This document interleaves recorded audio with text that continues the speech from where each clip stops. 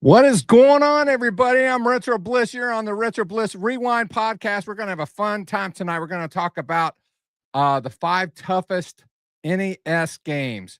Now, this is going to be a very interesting topic because our experiences are wide ranged. So, without further delay, let's just bring on the panel, Mike for Mike's Gaming Gala. Hello. BD Retro Mods, and no stranger to the Retro Bliss Rewind podcast, Dr. Scott from Game Closet. What's going on, fellas? Good evening. We're going to have some fun tonight. I think so. There's going to be laughs. There's going to be people in the chat saying how wrong we are. Absolutely. I think it's going to be more of people pointing and laughing. Especially at me. You found that hard? That's it. If they're laughing at me, it's going to be because I'll just tell my story real quick. I was an adult with a kid working 60 hours a week when the NES came out. I never had one. It wasn't until I got into retro gaming in the last few years that I actually started getting into the NES. So I have played a number of them, and I know that there are some tough ones there. And my choices are not going to be Mike's choices for sure. I'm almost positive about that. But it's going to be based on my experience and my gameplay. Are they going to be the toughest of all time? Probably not. Probably not. And it's all opinion anyway. So I think we should, what do you think we should go ahead and get started with the choices and start with you, Mike? I mean, I've got a little preamble for mine anyway. Okay. So there's hard and there's NES hard. Mm-hmm. It's a system, and cue the erection joke from Mr. Postile in the chat. But it's kind of famous how difficult a lot of NES games are, and that is in part to make them longer. You can beat Super Mario Brothers in 5-10 minutes, even if you're not a pro. Well, okay, if you're 5 minutes is like pro level, but like I can beat the game in 10 minutes. But that required, like a lot of NES games, they require so much muscle memory. And so you get your value of play out of how much you have to play it to remember the levels, to get used to, it feels second nature. And then, they're not bad. Once you beat them, they're not bad. But yeah, so about 25 years ago, before Mike's not red. Am I usually red? No, she's referring to our upcoming project.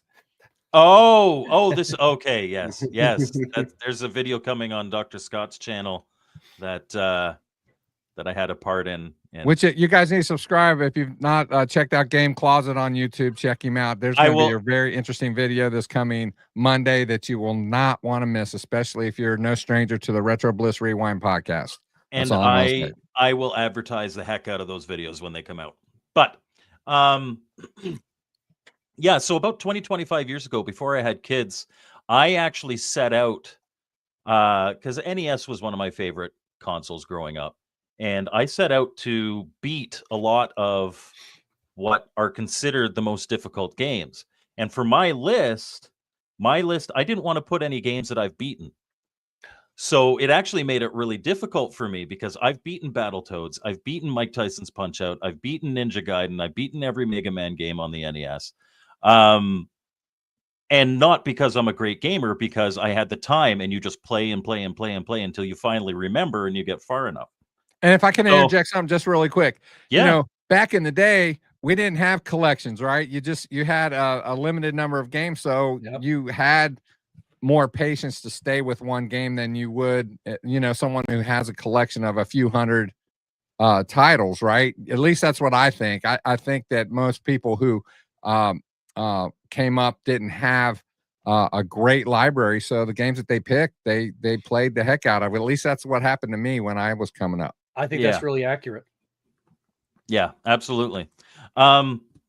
So yeah, I'm just going to start with my number 5. My number 5 is Back to the Future 2 and 3. It may not be the most difficult game, but it is such a tedious game, and you really have to know what to do. there's a lot of backtracking. There's a lot of like when I was playing it as a kid, I just had no idea. You read the manual and you have no idea. And without a walkthrough, modern with the internet, um, it's it's damn near impossible, but it's also bad enough, as in like not fun. Lose your will to beat it.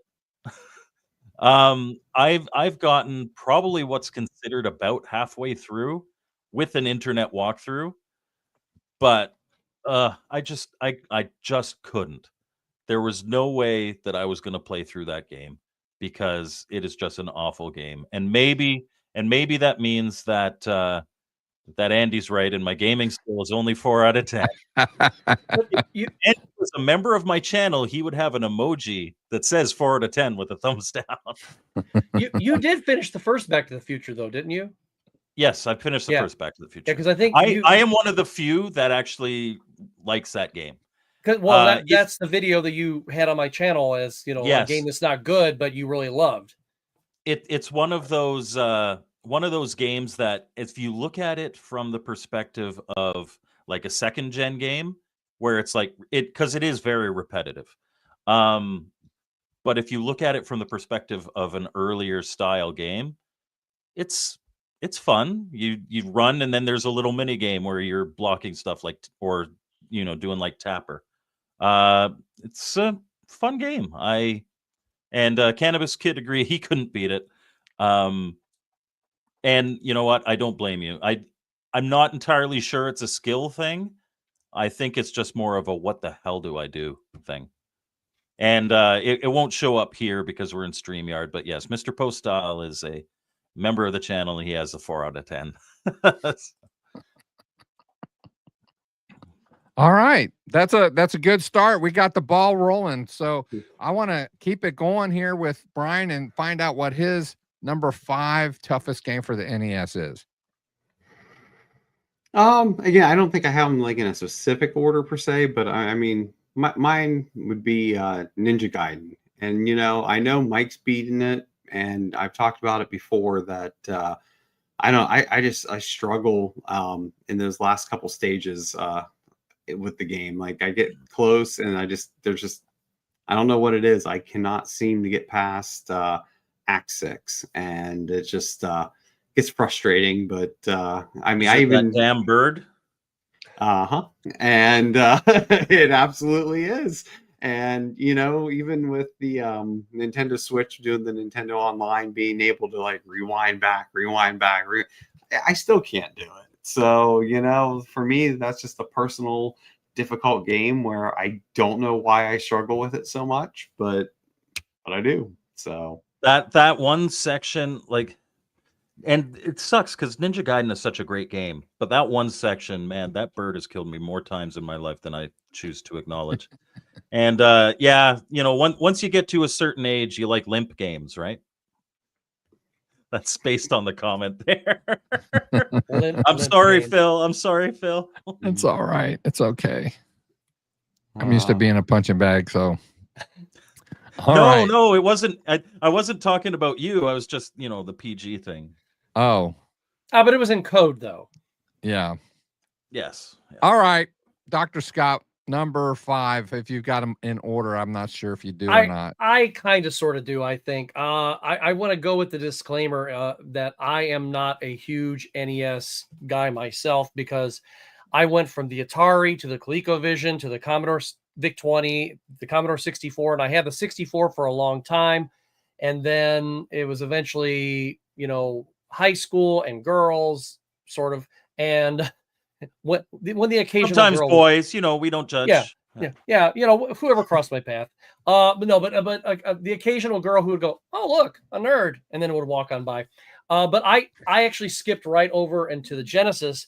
But my best friend 2 doors down, he had an NES, and there were a lot of games that we would play. We went to the arcade a lot, played my Commodore a lot. And I didn't actually own my own personal NES until about 2 years ago. So I've been slowly building a collection. And I remembered a couple of games that he had. And also there were a couple of games, real cheap games that I found and I would take to his house. So My first game was one that he owned that we used to play a lot in the arcade, and I don't have. I could have sworn I had a copy of it here, but maybe I just misplaced it, so I can't show you that one. But Narc was a great game in the arcade to play 2-player on, and you played it simultaneously at the same time. Same thing on the home console, but for some reason, when I would try to play, I'm like, can I play this by myself a little bit? Sure, go ahead. And then even trying to play it here at home, I have emulated it, and it is so incredibly difficult for me to play that game by myself. I can't beat it, and I get frustrated. I might get a couple levels in, but then it's just like there's more bullets coming at you, and whatever else they're throwing at you, like needles and dogs coming at you, and then the bosses are nuts. So I'm just like, okay, unless I'm playing with somebody else, I'm done. I'm not playing it. If I wanted to be frustrated, I'll talk to my sons. So. I haven't played a lot of Narc. I'm not overly familiar. I have played it, but I don't know if I've ever played it. You're better off playing. Yeah, the NES version. The NES version was rough. It was. I remember running it one weekend, and yeah, I think it's the port that makes it harder. Maybe it's clunky. I don't know. I can't do it. Mr. Postal just says that Wheel of Fortune is the hardest if you can't spell, or if you spell color wrong. Well, you know what? This is why Mr. Postal wasn't invited to be on the podcast tonight. Okay. So I'm just going to put that out there. All right. At least he doesn't say aluminium. So that's. Well, it's spelled different in the UK. So that's the reason why it's pronounced different. Well, I think I'm going to kind of deviate it a little bit from what my list was. I'm going to give them all, but I think I'm going to kind of switch them up. I don't know if I'm going to do them in order now, but I think my number 5 is close to is Metroid. And don't laugh at me. Okay. Metroid to me made no sense in that you have all these rooms and places that you have to go and to be, and there's no map. In the later versions of Metroid, there was a map, but in the first Metroid, there was not. And so, trying to remember, and I'm not real patient anyway. And since I didn't really get into the NES till I got into retro gaming, then I'm like, I can play them all now. So when I play anything these days, I honestly don't sit down with one game for a really long time to try to. So that was one that frustrated me. And that I kind of thought, well, if I play Metroid again, I'm going to play some of the later versions of it. And I'm kind of going to abandon the first one because I just could not. I'd say if you're really that in need of a map, Super Metroid's probably where you want to start. Yeah, because I just personally, I'm the dad here. These are my boys. So I don't have that patience.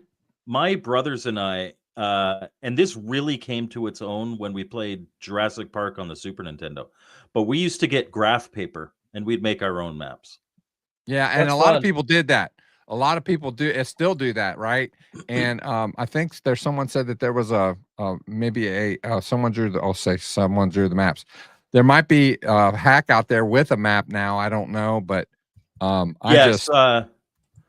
Justin says that there are ROM hacks to add a Super Metroid style map HUD. I might have to look into that to revisit it because I can't do it without having some kind of guidance as to where I'm at.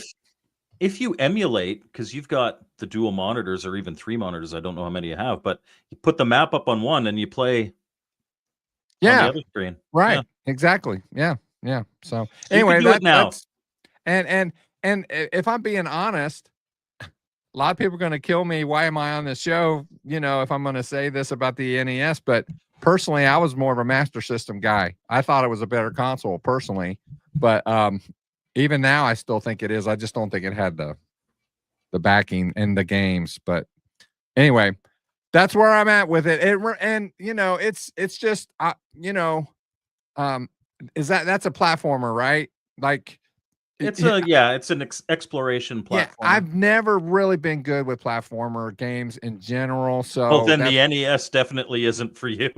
Right. well, there are a lot of platformers for the NES, and there are going to be a few Yeah. on my list. So I think all but one are. So, all right, Mike. It's what would be hilarious is because I kind of opened with you can beat Super Mario Brothers in 10 minutes. If your number one was Super Mario Brothers, I'd have to turn off my cam. I'd be laughing so hard.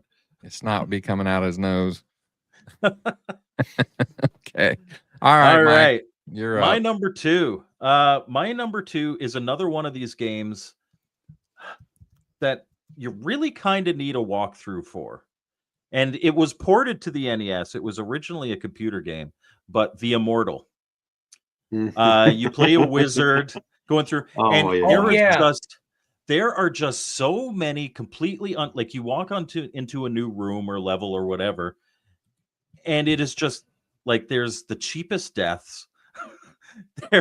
And you have to figure it is definitely a memorization game. If you do not have The Immortal memorized, you are going to be so frustrated playing it. I've never beaten it. I've seen walkthroughs on how to do it, but also like it's unfair. It is an unfair game.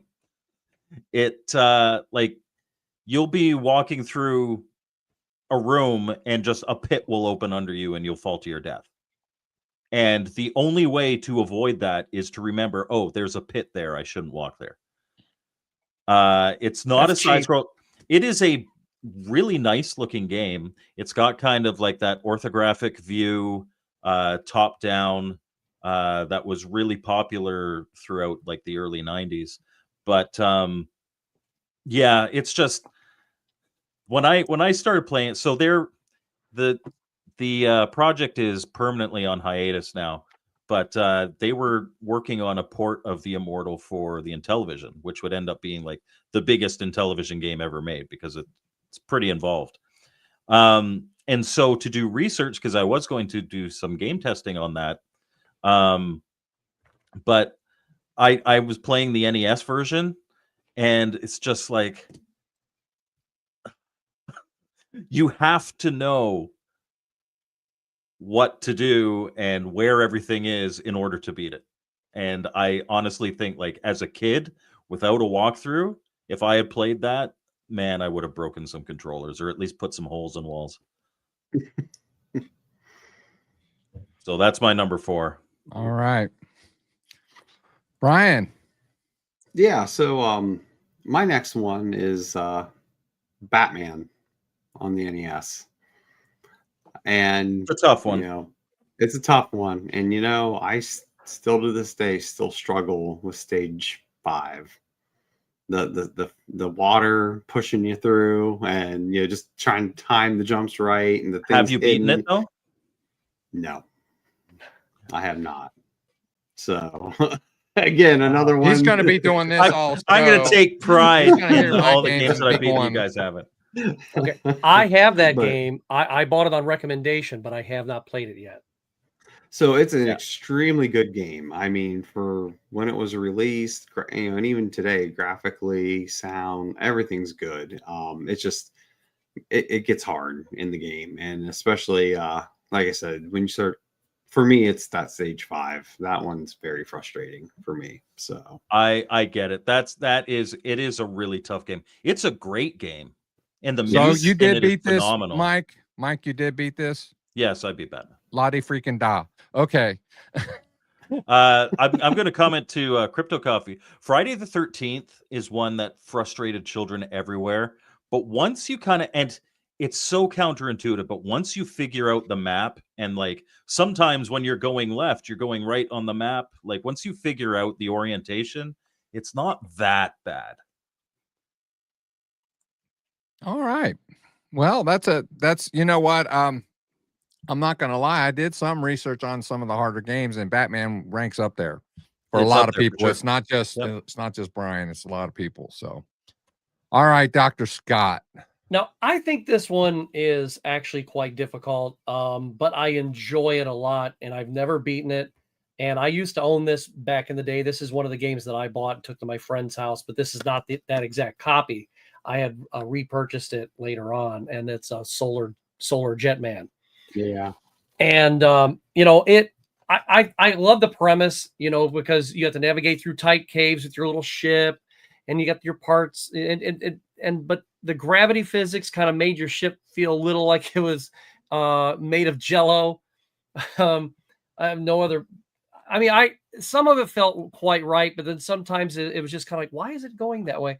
But one wrong move and you just bounce into a wall and explode. Now, the thing that I really did like about it, though, is they kind of gave you an extra chance. They're like, okay, now you're just a little astronaut and you're in your little suit, and if you can get back and go get yourself another ship, you're good. But if you're far away, you're kind of out of luck, But I do really enjoy that when it doesn't really frustrate me. It's just I don't know. It's just kind of like playing chess blind. It's like, okay, this goes here. That's just how it feels to me. But if you've never played Solar Jetman, I've heard people, I hate that game, and I'm just like, why? It's like, oh, it's so hard. It's so hard. I'm like, yeah, it's hard, but I don't. It just seems relaxing to me, even though it's. I've never been able to finish it.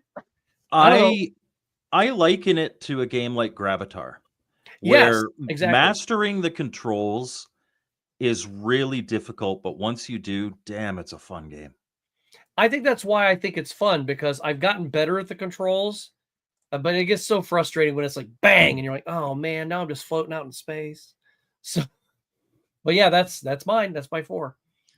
All right. It's a great game. I never heard of that either, so that's interesting. You've never heard of that was an arcade as well, wasn't it? I don't remember. I don't know. I don't think so. No, I'm thinking of something else. Maybe it was like just Jetman or something. I don't know. Okay. All right. Yeah, I think Rare did something back early in the arcades or something that was something with, yeah. Yeah, maybe. Yeah, that sounds familiar. I'll have to check into it. Okay. Well, this is where it's going to start getting comedic. Metroid wasn't comedic? It wasn't to me. I'm kidding. And I know that I'm sure that Mike and probably all of you guys have beat this game, but I haven't had the patience to sit down and do it. And it's the adventure of it is just tough. It's Zelda, The Legend of Zelda. I'll give you this. I'll give you this. I beat it, but only with the Nintendo Power. And I am like, if you came to play the first Legend of Zelda game, and you had not had anybody tell you what to do, you would never get anywhere. It is pretty obtuse. Yep. And because I've seen like in levels where I couldn't get by, and I was kind of researching. It's like, oh yeah, you gotta use your sword on these bushes over here in this corner to access this. I'm like, how in the world am I supposed to know that? Right. And so it's just that to me, it's not easy, but it's also very frustrating. So the appeal to me of The Legend of Zelda is the gameplay is really good. Like the control is really good.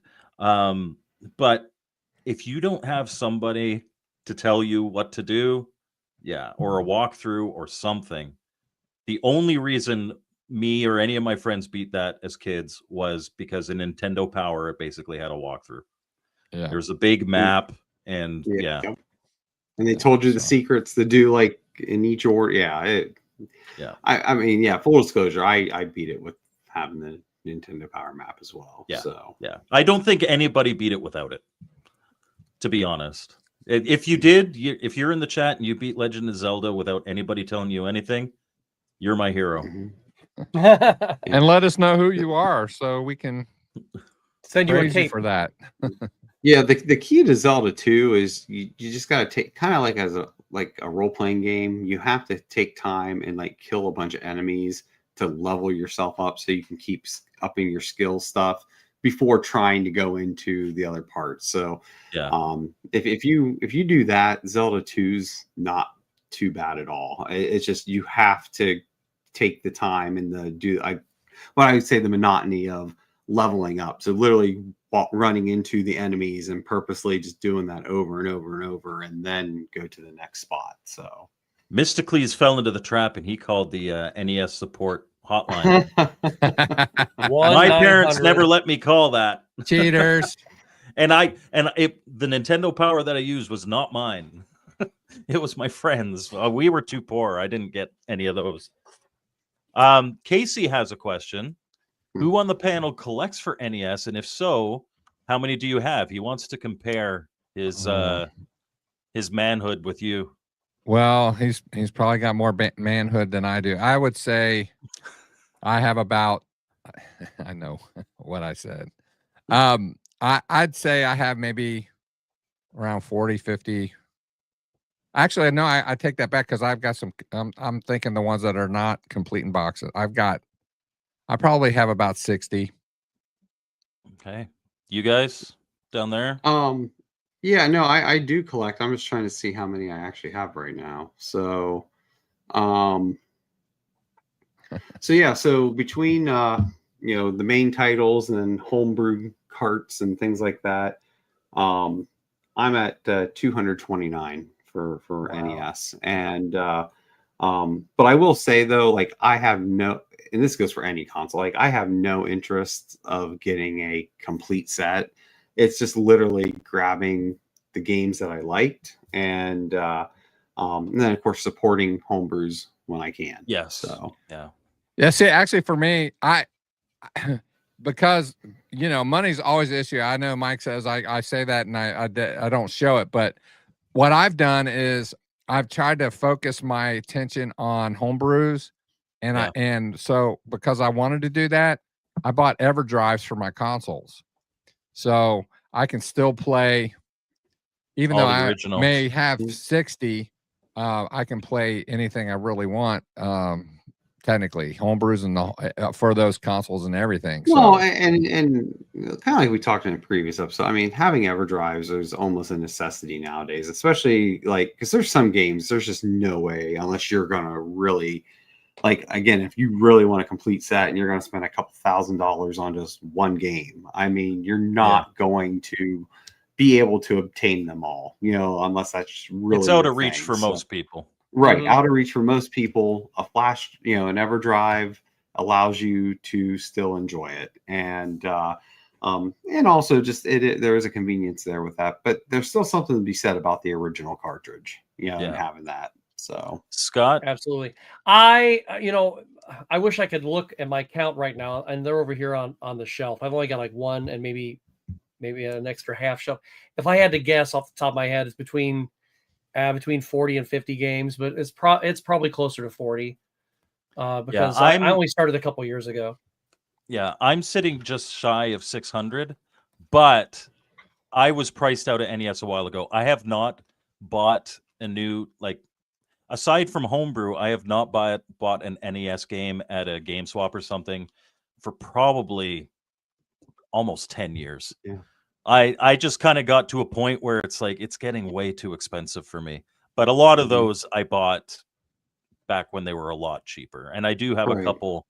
And the only ones that I do not collect, I do not collect NES exclusively complete in box. The majority of those 600 or so are loose. The only ones that I go for complete in box are like my favorite series, as well as the ones I had as a kid. So one that I was really excited to find was like Kid Cool, which is not a good game. It could be on one of these lists. It's your nostalgia, isn't it? But I had it as a kid and we played it all the time, and so I wanted that one complete in box, and thankfully it was only like $30. Well, that's like this one. This is my second copy of it, and I bought this one a couple years ago because they had it here in town, and then I said, well, if I can get rid of this for about what I paid for it ish, and it's complete and it's in beautiful condition. I have another one sitting over there on the shelf with the instructions I picked up for a few bucks. So all of mine are, loose.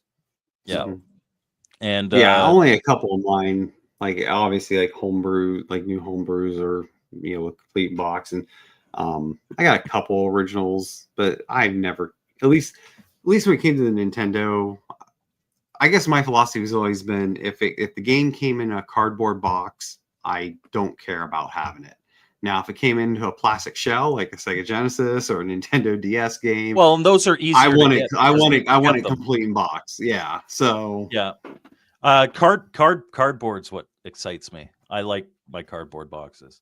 You know, I also thought about asking Chris to be on the podcast with us all. From I can't remember his last name, who was YouTuber of the year prior to you. Oh, the Real Bit Wars. Yeah, Real Bit Wars. Yeah. He's got a massive. He's got although Super Nintendo is what he's going for full set. And but if you see his approaching it. videos, he's got He's got a wall walls. of NES. Yeah, Yeah. he's got tons. Stephen Haywood from the Tech Buzz, he's going for the complete set, and I know I don't know how close he is, but he's got a whole wall. So Yeah. yeah. And Casey says he has about 100 complete in box, which is more than me. I have like 50 or 60 that are complete in box.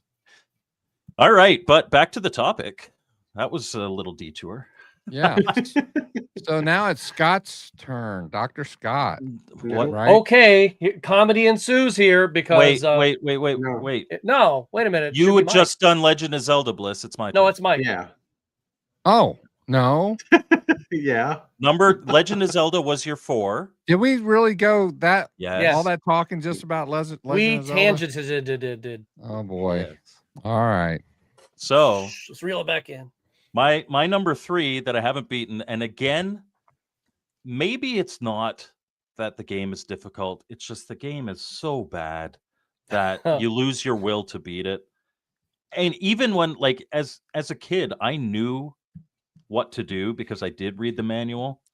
But Bart versus the Space Mutants, Oh, that game is. it is just horrible. I have a complete box of that. That was one. I know that was one of your recent pickups. Well, no, it wasn't a recent pickup. A couple years ago, I went down to my son's place in Jacksonville, and he was helping someone from his church move, and they had all this video game stuff. And my dad, he's a YouTuber or whatever. Oh, you want it? And just gave it to him. He said, "Dad, I got some but that's stuff still for a you when you pickup. come down." Yeah, and I You went to your started son's going house and through picked that, it and I'm up. like, "Are you kidding me?" So, Yes, I gotta as agree with Justin- that statement. for As Justin sure. says, all the Simpsons games are trash. Bart versus I mean, the World, I think, Krusty's Funhouse was maybe the That only one's one that okay. was okay. But between the two that I played back in the day, which is Bart versus the World and Bart versus the Space Mhm. Mutants, Bart versus the Space Mutants is by far the more obtuse and just not as good. They have the same play style, they have the same look, but of the two, if you were to put a gun to my head and say you have to play one of them, I'm playing Bart versus the World. Bart versus Space Mutants. So, like, there's a color that the aliens are Mhm. using, and you have to go around with your spray paint and spray paint everything that's color. That's that color. It's tedious, and you got to use like your glasses to see which people walking around are aliens. It's just a terrible, terrible game. And somehow they I- thought it's so good, let's then port it to the Sega Genesis. Because what in the world possessed that? Because Simpsons. Well, Well, yeah. right, but it was a horrible game. But which Battletoads game was it? I think it was the first just regular Battletoads. It was on NES, and then it was on Genesis and Super Nintendo, but it was like horrible and or maybe just really, really hard on NES, but on the other ones it was actually decent. Am I thinking that correctly? Or is it Battletoads versus I I think think Battletoads my Double experience has Dragon. been. Go ahead. Yeah, so the original Battletoads was from the NES was ported to the Sega Genesis, but the one that hit like all three was Battletoads versus Battletoads Double Dragon. Yeah. Yeah. Off-Grid Arcades here, and his name's Bart, and so especially because he's off-grid, it's kind of Bart versus the world. Yeah, it is. Or is it Bart in tune with the world? Maybe that's it. Hey Bart, what's up, man? I haven't talked to you in a while. What's going on? All right. So, all Bart right. versus a I'm not power gonna guess company. whose That's turn what it is. really is. It's Brian's turn. So my next one, because compared to what I'm going to say, I rather play Bart versus the Space Mutants anytime. But Oh, okay. but my next one here is Dr. Jekyll, Mr. Hyde. That game Was made famous by the angry video game nerd. Video game nerd. I was going to say, cue the nerd. It's absolutely atrocious. The difficulty is just insane, and like just no guidance on how to even play it. Like I remember, like I was excited, rented it, and got it home. I was so frustrated with it. We took it back like 2 hours later and like asked, like, can I please pick something else out? This is so bad. Like this is my only game to rent for the weekend. I need something else. I need something playable, please. So obviously, because it was a local, rental place that, again, we rented from there all the time. So they, just kind of laughed and let me pick something else out. But that's how bad it was. That literally had to go 2 hours later. And you want to hear something that's going to make you feel very satisfied? There's none of this. I've never beaten Dr. Jekyll and Mr. Hyde. I've never even tried. It's one of those games. It's just like I understand. Like now, I understand how to beat it. I understand what you're supposed to do, but the game is just not worth playing. No, it's bad. Like, I mean, just the name of it and like the cover, you're like, oh, this is gonna be great, And yeah, it's How many kids were fooled by box covers back in the day for a pile of without a systems? doubt, Right, Bliss? When in 2600 games, it was even worse. So. Oh yeah, it's like one of my favorites because they had epic art. Very slight diversion. Yeah, epic art on the old school stuff. But Conan O'Brien used to do the Clueless Gamer, and he did one episode of it where he's playing Atari. And they show him like Missile Command, and he's like, look at this. Let me guess, it's going to be like 3 dots in a block. And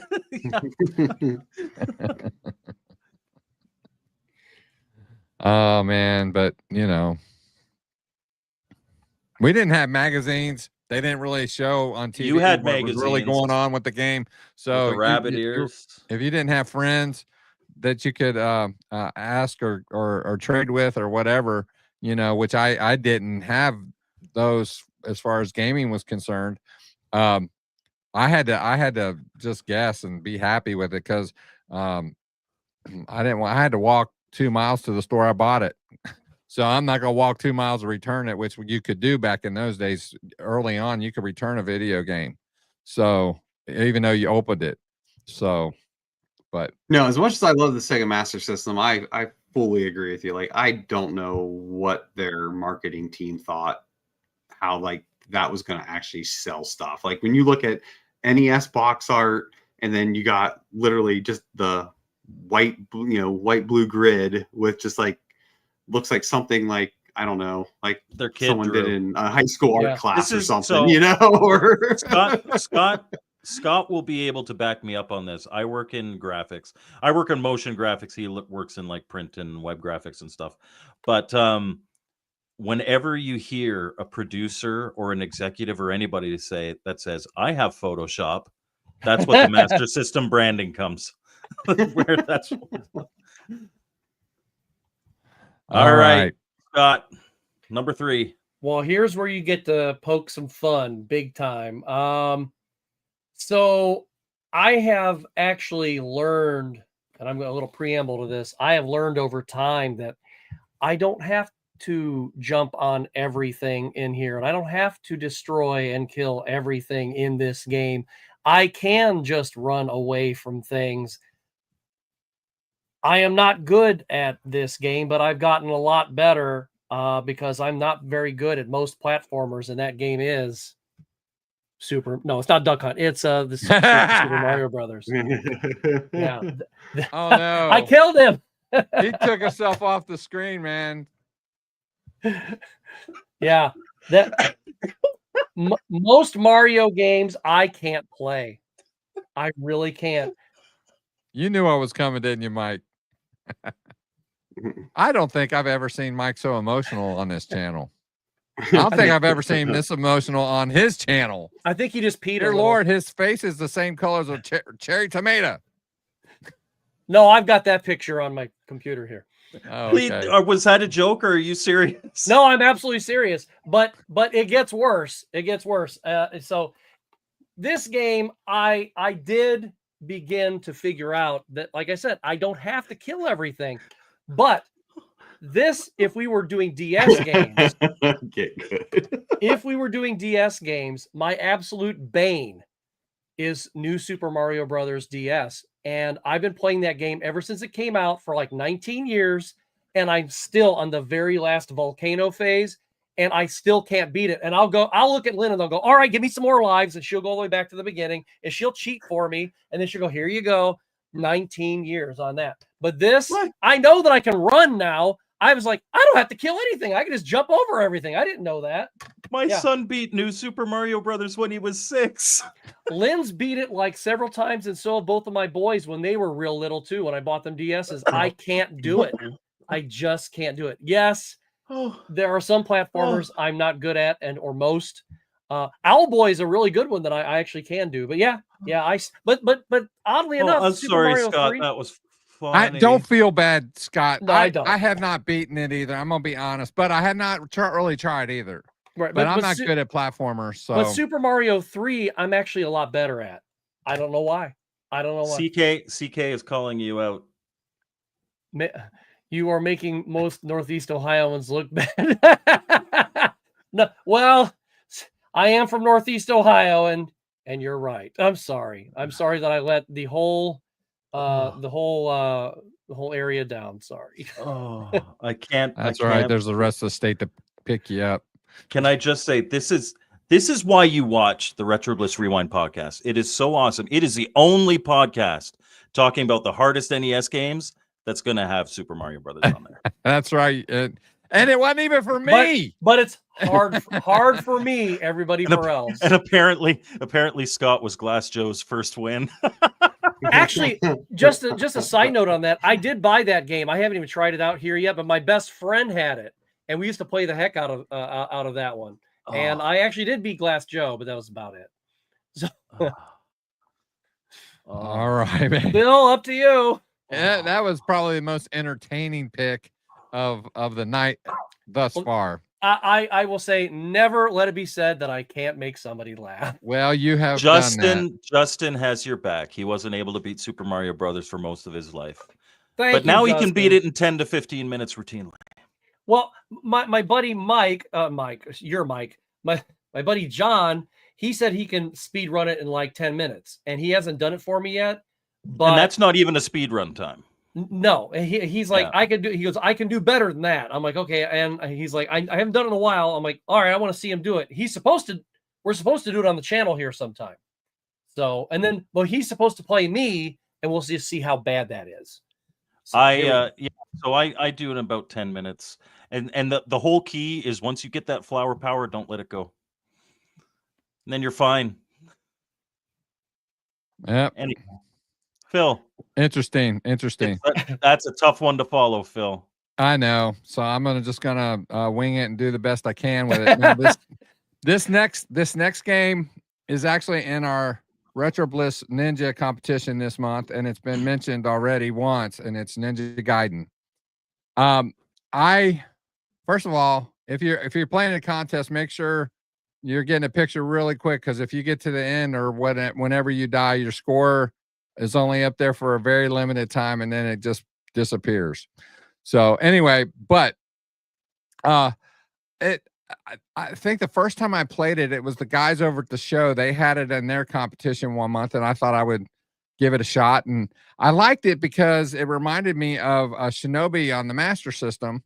And I used to love to play Shinobi all the time on my Master System. And so I thought this is kind of similar, but I'm kind of with Brian as far as how it can get tough in certain levels. And I can't remember which levels I have problems with or can't get by, but it's just tough for me. It is proper difficult. I'll give you it. Yeah. So that's my pick, and that's why. Yeah, it's a great game. Like I said without a when doubt. Brian said it, but it is, and the one thing that I appreciate about it is that when you die, it's your own damn fault. but they do specifically place certain flying animals in places that just make it so Yep. difficult. Yeah. I think the one time that I did do it, I managed to get myself knocked back, but I landed on the platform, and I landed like right on the edge of the platform so that the bird didn't respawn, and then I was able to do it. It's an incredibly difficult. Yeah, jump. but it's a good game. I mean, it's Great fun game. to play, even if you're not great at it. It's still fun to try. You know, Yeah. one of these days, maybe I'll actually sit down with it and try to do it a little bit more and better than I have. But you know, it's a good game. Any game with like the Castlevania games too. Any game with that knockback mechanic, when you get hit, it throws you back. There's going to be a lot of salty deaths. Yeah. All right, Michael, you're Number up, man. 2 for me is, and I have tried to beat this one. Maybe I need to try some more because I love the game. It's a great game. Cobra Triangle. So Cobra Triangle, imagine like Gradius style weapon upgrades, but you're a speedboat, and it has all these different stages. They're like race kind of stages. There's bosses like sea monsters and all that. And like protect all the stuff within, like other speedboats are trying to take stuff from you. Playing it with a fully upgraded boat where you're able to shoot everything and do really well isn't too bad. But when you die, you lose all your power-ups. And later in the game, if you don't have your power-ups, it's damn near impossible. And so it is a situation where like you're good until you die once, and then you can't beat the game. That runs over. So that's why it's one that I have not beaten. I've gotten close, I think, but and they're like Drubius here talking about like the logs and the whirlpools. Like it is a properly difficult game, but it's a really, really good game. It's a lot of fun. I'm a fan of it, and maybe I need to play it a bit more so that I can add it to my list. It's tough for content creators to really take the time. I think Mike's probably the best I've ever seen, because he tests a lot of homebrews for a lot of people, and he tries to beat games as much as he can. And I don't know how he does it. I can't. There's so many that I play. I don't play one that long good enough to get through like that. But yeah, I think that would be a good game to try.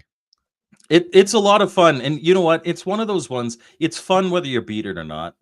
I mean, I can say that because I haven't beaten it. And I think it's fun. What's it called again? What triangle? Cobra Triangle. Cobra Triangle. I got to check that out. Yeah, it's a really fun game, but especially as you get later into it, it's a very difficult game. All right, Cool. Michael, that was good. So I think Brian is going to tell us his next choice. Yeah, Maybe. my Okay. next one is am I You're good? we can hear you now. Okay. So yeah, my next one is Teenage Mutant Ninja Turtles, the original one. Okay. Mm-hmm. And Yep. yeah, but you know, again, now it's a little easier to do, but man, I just remember playing that when I was younger, first came out, and that was brutal. It's tough. I mean, It is tough. Yeah.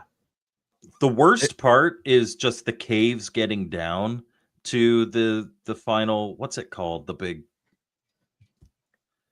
It's got a name or whatever sphere, the lightning thing, just like the second last boss. Once you get through those caves, it's not too bad, but getting through those caves really tough. Yeah. Yeah, like I said, it's not as bad today, but like I said, first playing as a kid, was, we would always lose yeah, at least half our turtles in the dam level where you're swimming through all the electric seaweed. Oh yeah, yeah, we go Technodrome. Ninja Turtles is like a lot of these games are definitely on the list of like difficult NES games, and Ninja Turtles is on a lot of those lists. To be It's one honest of the with you, it more was on my doable list. ones, I think. I think It's it's not one on of the my more list, doable but it ones. was. I switched it up for the Zelda pick, but yeah, it's tough. Yeah. Without a walkthrough, I think without a doubt Zelda's a harder game. Yeah. Yeah. So, all right, Dr. Scott. This one was recommended to me last year at CGC by John Riggs, and I picked it up while I was there, and it is Rescue the Embassy Mission. It's kind of a grind because you're trying to save a bunch of hostages, but there's just one enemy ambush after another. But the thing is, if I actually had to refer to the manual because I kept like popping out and I would just get shot immediately, and I didn't know I could hide in the shadows and stuff like that. I didn't really know the controls very well, but you also have limited ammo, and it's just there's always this pressure for you to get to get to the hostages and stuff. And you can one of the cheap kills or deaths is like when you're scaling down a wall and you can actually just fall off the wall. It's I don't know, it's a fun game, but it's a little on the messy side for me. He was like, oh yeah, it's really really fun, and I'm like, okay. I was having more fun later, but this is not something that I put in to relax at all. So I think it's just maybe it's just a little Scott hard. I'm just maybe there's a good reason why I stayed away from NES when I was a kid. I don't know. Interesting. I've never heard of that game either. But anyway, I have that game. I haven't. It's another one that I haven't played much. there's so many. I don't know how any one person could ever play every game. Right? It boggles my mind. There are people out there who do it, but I don't know how or why. Well, Dr. Scott kind of stole my thunder with the duck hunt joke. So I'm not gonna Sorry. Yeah. This is my number 2 is Battletoads. Mm-hmm. I struggle with Battletoads. You and many other people. Who doesn't? So here's the big thing about Battletoads, and the original Contra was like this too. There is something about the second level in these games that if you're talking about where they're going down the yeah. So yeah. And in Contra, it's when you're going up the waterfall. I have 5 younger brothers, and so we used to play these games 2-player all the time. And single player, I have beaten Contra, I've beaten Battletoads. Battletoads, I believe it's actually impossible to beat 2-player unless one of you dies. There's a part near the end where like you actually cannot get through with 2 players. Interesting. But the desire to beat the game is always dwarfed by the desire to kill your sibling. And so in the second level, when you're going down that pit, you could turn yourself into this little like dumbbell or whatever and smash the crap out of everything. And when you do so, you can if you're playing 2-player, you can kill your partner. And so we would always do that.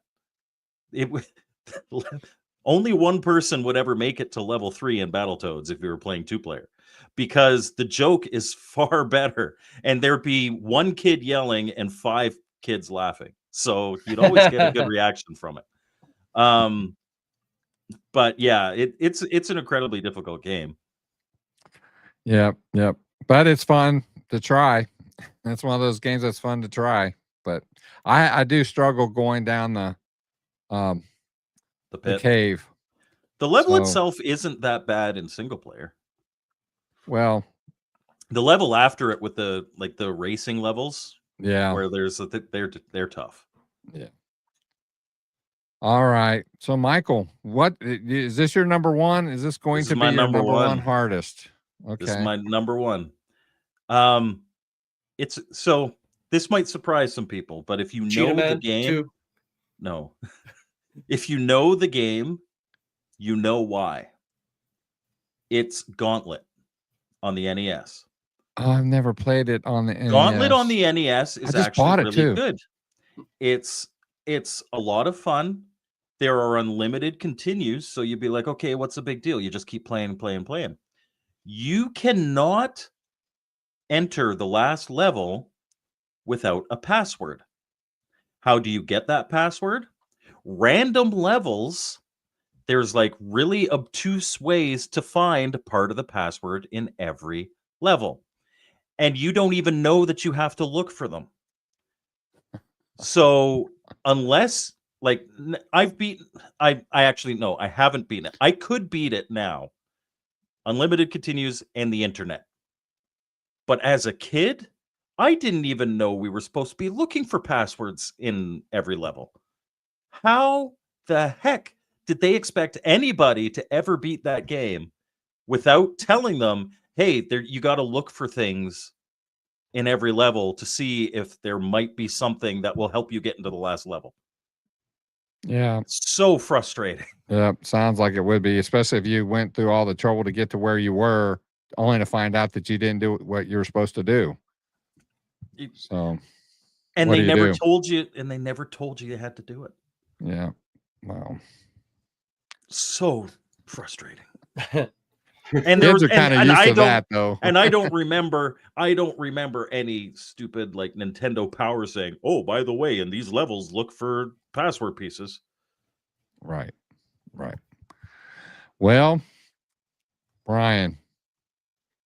Yeah, so my last one here for the night, again, was a really frustrating one. Still is Silver Surfer. You know, when this came out, you know, I was really big into both DC and Marvel comics, and was very excited to see that they were actually making a video game, The Silver Surfer, and even more so that it was like a shmup in ways, you know. And it's just that, it feels very, unfair very at times. Yes, it's very, very unfair. Yeah. Actually, I forgot about that one.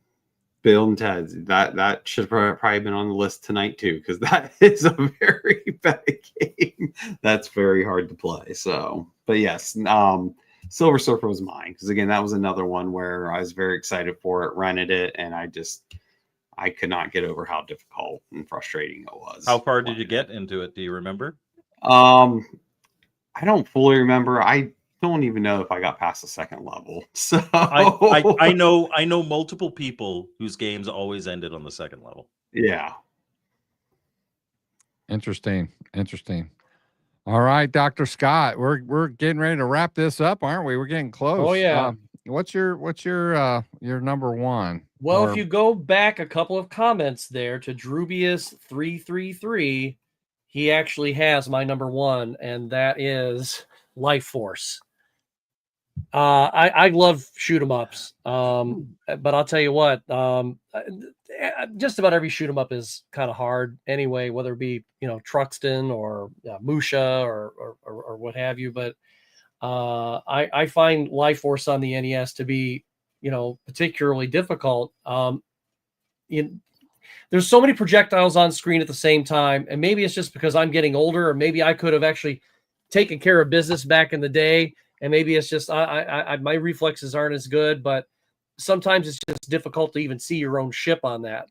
So you kind of need a lot of luck on that one to get through it, in my opinion. So, but that's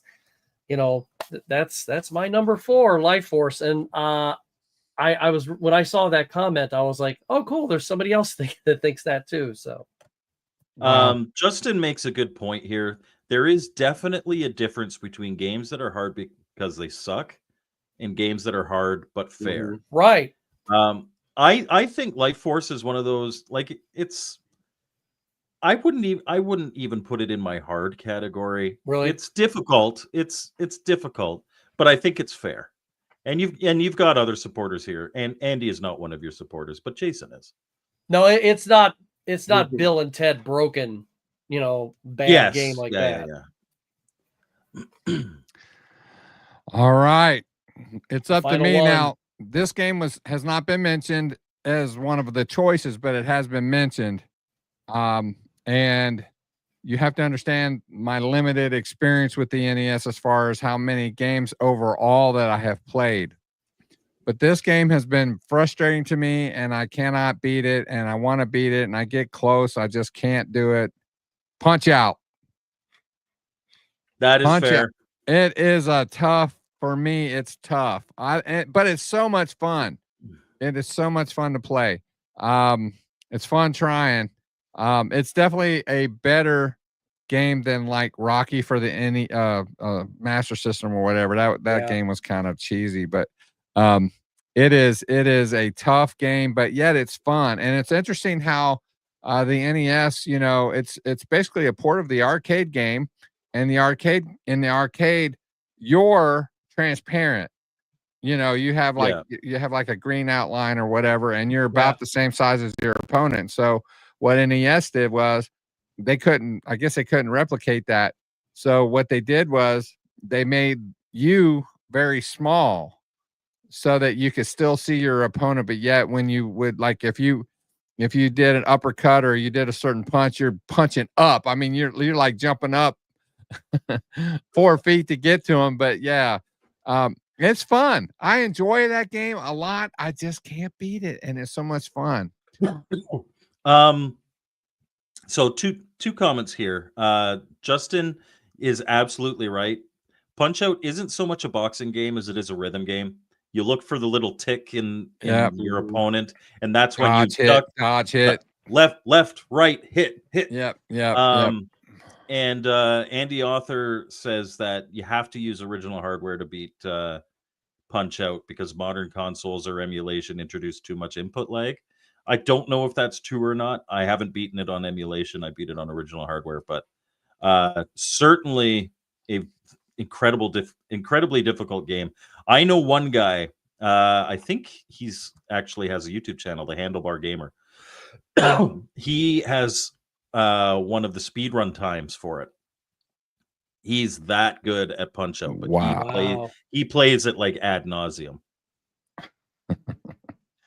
Well, speaking of Andy Author, the reason why that we did this show, I believe, was because we had asked for some suggestions for podcasts, and this is one that he had suggested. I think it was a really good topic for tonight. If you guys like the Retro Bliss Rewind podcast, we are very, very open to ideas. If you have an idea for the podcast, you can either shoot them to me on Discord, which the link for that is in the description of my video, or to retroblissgaming@gmail.com. We will consider it. At this point, we've been doing this podcast nearly 2 years now, and you know, and we always have new ideas, but it's harder and it gets harder and harder to get them. So, you know, you guys help us out a lot. So I can respond to a television gamer. I can almost guarantee you after PRGE we'll be talking about something in television. Oh yeah, I don't know what's going on, but I know that there's something special going to happen. Is all I know. I don't know what it means or who or how or what. We have someone on the panel that actually does, that will not divulge any information. So you know who your friends are, and you know who they're not. So anyway. I would be executed if I shared that. But right. Mr. Postow, Ghosts and Goblins absolutely ranks on a lot of people. Yes. The only reason I beat that game is a very generous infinite continues. And you have to play through the damn game twice. It is not a fun experience. Isn't it the boss there that makes it the worst? Getting by the bosses? No, it's just the game in general. I've never been a fan of the game, but I had to beat it on the NES because that's what I was doing 20 years ago. I played it on the Commodore 64, and it was notoriously difficult on there. I couldn't even get past the first. I was just like, okay, we're done. Let's play something else. Right over Moscow, please. It'd be really funny because he says we will be talking with the sunglasses. When we're talking about in television stuff, we should not invite Casey. That's cruel. You have to invite. That would be Casey. cruel. You have to. Have to invite Casey. There's no ifs, ands, or buts about that. You have to invite him. Which, by the way, PRGE is that this coming weekend? No, No, PRGE it's is October same as Pittsburgh. 17th. Middle Oh, of okay. October. All right. Yeah. So a week from this, Friday, there's going to be the Pittsburgh Retro Gaming Convention. Yeah, week from this Friday. Dr. Scott and myself, and I believe Brian is also going to be there. Yep. I wish Mike could make it, but he can't make it. He can't get to everything. You know, it costs money to go to these things, and it's not cheap. And he's in Canada, so you know, jumping on a plane and just to show up, he's not making that kind of money on YouTube. I can guarantee you that. So No. we would love to have you either in Ohio or Pittsburgh here and next year sometime, because we need to get you on a panel so we can talk live in front of people. So That would be fun. great. that would be a whole lot of fun. So anyway, like I said, if you guys have any ideas, hit us up. We'd love to hear them. We do expect to have a podcast next week. Don't know what the topic is quite yet, but we're working on it. So Before we go, let me get to the Before Okay. we go, can I do a little plug? shameless plug. So it's completely shameless. It is my birthday tomorrow. I'm Is not it? streaming tomorrow. But this Saturday at 2 p.m. Eastern, I will be doing a birthday stream. So please come and hang out with me. Your birthday is a week All before right. mine. Interesting. Oh, there you go. Yeah, I'm a week. Well, tomorrow will be a week before my birthday. So yeah, Well, cool. Actually, so happy my- birthday my for tomorrow.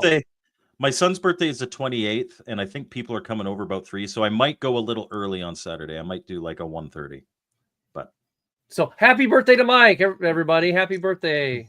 Yay. Well, the Apple Festival is here in Lebanon. Well, that's okay. Ohio, No, that's and that's I okay. will probably not be able to join that. But happy birthday, Mike, Yes. and many more to you. We appreciate you, and I appreciate all of you guys being on the show. So, with that, we're going to sign off, and we'll see you next time on Retro Bliss Rewind.